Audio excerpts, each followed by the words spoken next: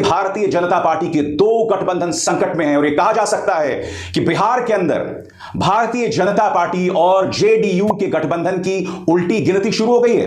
दूसरी तरफ 40 दिन होने को आए और महाराष्ट्र में मंत्रिमंडल अपनी जगह पर नहीं, वहां के ब्यूरोक्रेट्स सरकार चला रहे हैं और इसको लेकर मुख्यमंत्री एकनाथ शिंदे को बाकायदा एक आदेश जारी करना पड़ा है ताकि ब्यूरोक्रेट्स वहां की सरकार चलाएं।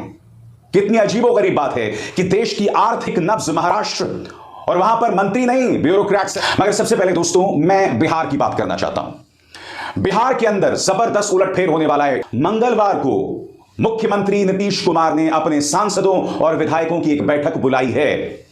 बताया जा रहा है कि इस बैठक में भारतीय जनता पार्टी के साथ गठबंधन पर विचार किया जाएगा और बात यहां नहीं रुकती है। आपकी स्क्रीन पर यह है राजीव रंजन उर्फ ललन सिंह, जो कि जेडीयू प्रमुख हैं। ललन सिंह ने कोई बहुत बड़ी बातें कही हैं। उन्होंने कहा कि नीतीश कुमार के खिलाफ 2 साजिशें रची गई। अब तक उन्होंने बीजेपी का नाम नहीं लिया है। पहला, उन्होंने कहा कि चिराग पासवान को उनके खिलाफ खड़ा किया गया, जिसका परिणाम यह हुआ कि नीतीश कुमार की सीटें 43 तक आ गई विधानसभा के अंदर। दूसरी बात, आरसीपी सिंह जो कि जेडीयू के नेता हुआ करते थे, उन्हें मंत्री बनाया जा रहा था बगैर नीतीश कुमार की इजाजत के, और इसी को चलते संबंध बद से बदतर होते जा रहे हैं। बात यहां नहीं रुकती है दोस्तों, यह भी बतलाया जा रहा है कि किस तरह से नीतीश कुमार के लिए बार बार रोड़े अटकाए जा रहे हैं। जी हां, चाहे विधानसभा के स्पीकर हों या लगातार भारतीय जनता पार्टी के नेताओं की बयानबाजी, उसको लेकर जेडीयू में नाराजगी है। और बड़ा प्रश्न ये कि क्या ऐसे में बिहार के अंदर नीतीश कुमार और भारतीय जनता पार्टी के संबंधों की उल्टी गिनती शुरू हो गई है। मैं आपको बता दूं दोस्तों, दैनिक भास्कर ने बाकायदा बताया कि अगले 2 दिन जो है वो बैठकों का दौर है और उसमें अहम बातें सामने उभर कर आ सकती हैं। अखबार क्या कहता है आपकी स्क्रीन पर, बिहार की राजनीति में अगले 2 दिन बहुत महत्वपूर्ण रहने वाले हैं। बड़े सियासी उलटफेर होने की संभावना जताई जा रही है। एनडीए सरकार में उठापटक को लेकर कहा जा रहा है कि जेडीयू ने 11 अगस्त को अपने सभी सांसदों और विधायकों को पटना बुलाया है। आरजेडी भी इसी नक्शे कदम पर है, उसने अपनी सभी विधायकों को उसी दिन पटना में रहने के लिए निर्देश दिए हैं। हाल में चल रहे घटनाक्रम भी इसी तरफ इशारा कर रहे हैं। अखबार आगे यह भी कहता है कि नीतीश कुमार लगातार भारतीय जनता पार्टी के साथ दूरी बना रहे हैं। और यह क्या कहता है अखबार, मैं आपको पढ़ के सुनाना चाहता हूं। इसका पहला कारण लगातार मुख्यमंत्री नीतीश कुमार का बीजेपी नेताओं से दूरी बनाना है। मुख्यमंत्री नीतीश कुमार ने पिछले दिनों केंद्र के बीजेपी नेताओं से एक बड़ी दूरी बना ली है, जबकि सीएम लोकल स्तर पर कार्यक्रमों में शामिल तो हो रहे हैं, लेकिन बीजेपी नेताओं से खुलकर ना तो बात कर रहे हैं और ना ही उनसे मिल रहे हैं। अमूमन नीतीश कुमार अपने आसपास बैठे नेताओं से बातचीत करते रहते हैं, लेकिन रविवार को 2 कार्यक्रमों में शामिल नीतीश कुमार भारतीय जनता पार्टी के नेताओं से नजर बचाते दिखाई दिए। और इसकी एक बहुत बड़ी मिसाल दोस्तों, नीति आयोग की बैठक जो कि रविवार को हुई, नीतीश कुमार इसमें शामिल नहीं हुए, जबकि आप जानते हैं इस बैठक में ममता बनर्जी तक शामिल हुई, मगर नीतीश कुमार इसमें शामिल नहीं हुए। ये तमाम चीजें हैं जिसे खारिज नहीं किया जा सकता है। और अफसोस की बात है कि दैनिक भास्कर या एनडीटीवी जैसे चैनल्स को छोड़कर कोई इसकी चर्चा नहीं कर रहा है। इस बीच तेजस्वी यादव भी लगातार उग्र हो रहे हैं दोस्तों। तेजस्वी यादव कई मुद्दों पर सरकार को घेर रहे हैं। आपके सामने एक एक करके 4 तस्वीरें देखिए। यह है तेजस्वी यादव का रोड शो और आप देख सकते हैं उन्हें किस तरह की प्रतिक्रिया मिल रही है। जबरदस्त प्रतिक्रिया मिल रही है यहां पर। और तेजस्वी यादव क्या कहते हैं, आज महागठबंधन द्वारा आहूत महंगाई, बेरोजगारी और भ्रष्टाचार के खिलाफ प्रतिरोध मार्च का नेतृत्व किया। इसके समर्थन में उमड़ा अप्रत्याशित जन सैलाब सरकार के विरुद्ध जबरदस्त आक्रोश का घोतक है। हमने आसमानी मुद्दों से इतर हमेशा से जन सरोकार के मुद्दों की लड़ाई लड़ी है और लड़ते रहेंगे। और आगे क्या कहते हैं वो, केवल पटना जिले में ही महंगाई, अग्निपथ और बेरोजगारी से त्रस्त लाखों लोगों ने मार्च में हिस्सा लिया, अपने आक्रोश को जाहिर किया। जनता ने जन विरोधी नीतियों के खिलाफ लड़ाई ठान ली है। तस्वीरें दोस्तों इसकी बानगी है कि इस वक्त तेजस्वी यादव को किस तरह का प्रदर्शन, किस तरह का समर्थन जो है वो लोगों से मिल रहा है। इस चीज की तरफ नीतीश कुमार की निगाह भी है। जी हां, नीतीश कुमार भी जानते हैं कि वो अपनी राजनीति के ऐसे दौर पर आ गए हैं जहां उनके लिए आगे बढ़ना अब मुश्किल होता जा रहा है। और उनके सामने भारतीय जनता पार्टी की मिसाल है कि बीजेपी किस तरह से अपने पुरानी सहयोगियों को राजनीतिक तौर पर खत्म कर देती है। अकाली दल, शिवसेना जो अपने वजूद की लड़ाई लड़ रही है, यानी कि बाला साहब ठाकरे के बेटे के पास ही उनकी पार्टी नहीं रही। जेडीयू को भी कहीं ना कहीं इस बात का अंदाजा है। और ये जो तस्वीरें सामने उभर कर आ रही हैं, ये जो खबरें सामने उभर कर आ रही हैं, जिसमें दोनों के बीच तनाव लगातार बढ़ता जा रहा है, वो इस बात का प्रमाण है। दोस्तों, इस वक्त मगर आपके जहन में सबसे बड़ा सवाल होगा कि आखिर नीतीश कुमार और भारतीय जनता पार्टी के बीच में तनाव क्यों है। एनडीटीवी के मनीष कुमार ने अपनी एक रिपोर्ट में बाकायदा उन 5 कारणों को गिनाया है, जिसकी मैं चर्चा आपके सामने करना चाहूंगा।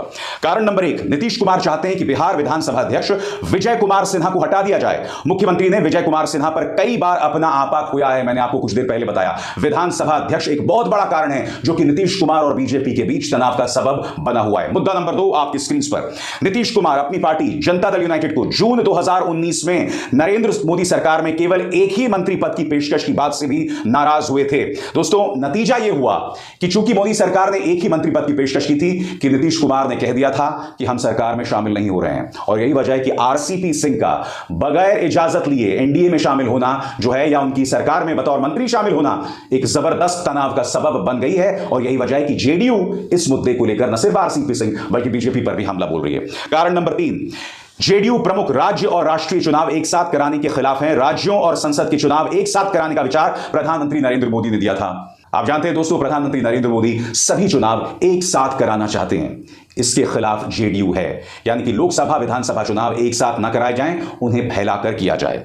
कारण नंबर 4, सूत्रों के मुताबिक नीतीश कुमार अपने मंत्रिमंडल में भाजपा के मंत्रियों के चयन में एक बड़ा हिस्सा चाहते हैं। सूत्रों ने कहा कि हालांकि यह कदम गृह मंत्री अमित शाह की बिहार पर पकड़ को कमजोर करेगा, जिससे उनके करीबी के रूप में देखा जाता है। और इसके साथ कारण नंबर 5, नीतीश कुमार भाजपा के नेतृत्व वाली केंद्र सरकार द्वारा सहयोगियों को केंद्रीय मंत्रियों के रूप में सांकेतिक प्रतिनिधित्व की पेशकश पर गठबंधन सहयोगी से भी नाराज हैं। और उसका प्रमाण आरसीपी सिंह। यह विवाद इतना बड़ा हो गया कि आरसीपी सिंह को न सिर्फ पार्टी से बाहर का रास्ता दिखलाया गया, बल्कि अब उनके खिलाफ नालंदा में जमीन और संपत्ति को लेकर भ्रष्टाचार का केस भी दर्ज किया जा रहा है। और इसीलिए मैंने अपने इस कार्यक्रम में पूछा कि क्या बिहार में सियासत एक बार फिर करवट बदलने वाली है? क्या वाकई इसमें उल्टी गिनती शुरू हो गई है इस गठबंधन की? हमें इंतजार करना पड़ेगा और आपको लगातार मेरे इस मंच पर मेरे साथ बने रहना पड़ेगा, क्योंकि बिहार की सियासत की पल पल की जानकारी मैं आप तक पहुंचाता रहूंगा। तो ये तो बात हो गई बिहार की दोस्तों। अब हम बात करना चाहते हैं महाराष्ट्र की। दोस्तों, आप सब जानते हैं कि महाराष्ट्र इस देश की आर्थिक नब्ज है। 40 दिन होने को आ रहे हैं, वहां मंत्रिमंडल तक नहीं बनाया गया है। क्यों? क्योंकि मुख्यमंत्री एकनाथ शिंदे हर 2 या 3 दिन में दिल्ली भागते रहते हैं। यहां पर अमित शाह जेपी नड्डा से मिलते रहते हैं। देवेंद्र फडणवीस बार बार ये जतला रहे हैं कि डेप्यूटी सीएम होने के बावजूद उनका पूरा कंट्रोल है। और आप जानते हैं, अब महाराष्ट्र सरकार को एक आदेश जारी करना पड़ा है, जिसके अंतर्गत अब वहां के ब्यूरोक्रेट्स जो हैं वो सरकार चलाएंगे। क्योंकि देश की जो आर्थिक नब्ज है, वहां पर सरकार इस तरह से खुली थोड़ा ना छोड़ी जा सकती है। खबर क्या है दोस्तों, मैं आपको पढ़ के सुनाना चाहता हूं। मंत्रिमंडल विस्तार टलने की वजह से मंत्रियों के अधिकार सचिवों को मिले, सीएम शिंदे ने दिया आदेश। खबर क्या कहती है? महाराष्ट्र के सीएम एकनाथ शिंदे और डिप्टी सीएम देवेंद्र फडणवीस को शपथ लिए हुए 37 दिन गुजर चुके हैं, अब करीब 38। लेकिन अब तक मंत्रिमंडल विस्तार नहीं हो पाया। जब तक मंत्रिमंडल विस्तार नहीं हो जाता, तब तक जनता से जुड़े काम ना रुकें, इसलिए सीएम एकनाथ शिंदे ने सभी विभागों के मंत्रियों के अधिकार और दायित्व संबंधित विभागों के सेक्रेटरी को सौंप दिए हैं। अब सभी विभागों के संबंधित सचिव मंत्रियों की तरह उस विभाग से जुड़े फैसले लेने के लिए स्वतंत्र होंगे। और शिवसेना ने दोस्तों इस पर करारा हमला बोला है। पार्टी की जो सांसद हैं प्रियंका चतुर्वेदी, वो क्या कह रही हैं? ऐसा तब होता है जब आप जल्दबाजी में बगावत कर देते हैं और बाद में उसका पश्चाताप करते हैं। बहुत दुखद है कि महाराष्ट्र में अब तक सरकार तक अपनी जगह पर नहीं है। वहां कोई सरकार नहीं है। सीएम और डिप्टी सीएम दिल्ली से काम कर रहे हैं और नौकरशाह जो हैं वो काम कर रहे हैं। प्रियंका चतुर्वेदी आगे कहती हैं, इस सर्कस में आपका स्वागत है। ये तमाम मुद्दे हैं दोस्तों जिससे भारतीय जनता पार्टी मुंह नहीं मोड़ सकती।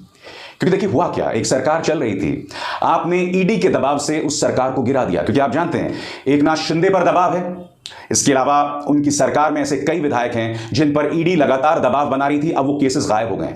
उनमें से कई विधायक कहते हैं कि भाई कम से कम हम रात को चैन की नींद सो पाते हैं। तो ईडी के दबाव के चलते, प्रवर्तन निदेशालय के दबाव के चलते आपने सरकार को तो गिरा दिया। अब शिवसेना का जो है वो अपने अस्तित्व की लड़ाई भी लड़ रही है। बाला साहब ठाकरे के बेटे हैं उद्धव ठाकरे, मगर आप जानते हैं कि पार्टी की कमान उनके हाथ में नहीं है। वो अब चुनाव आयोग और सुप्रीम कोर्ट में लड़ाई लड़ रहे हैं कि भैया असली शिवसेना किसके पास है। अब भारतीय जनता पार्टी ने यह सब तो कर दिया है, मगर मंत्रिमंडल तक का विस्तार नहीं हुआ। इससे पता चलता है कि एक पॉलिटिकल पार्टी की नजर में सत्ता हासिल करना ज्यादा महत्वपूर्ण है, शासन जरूरी नहीं है।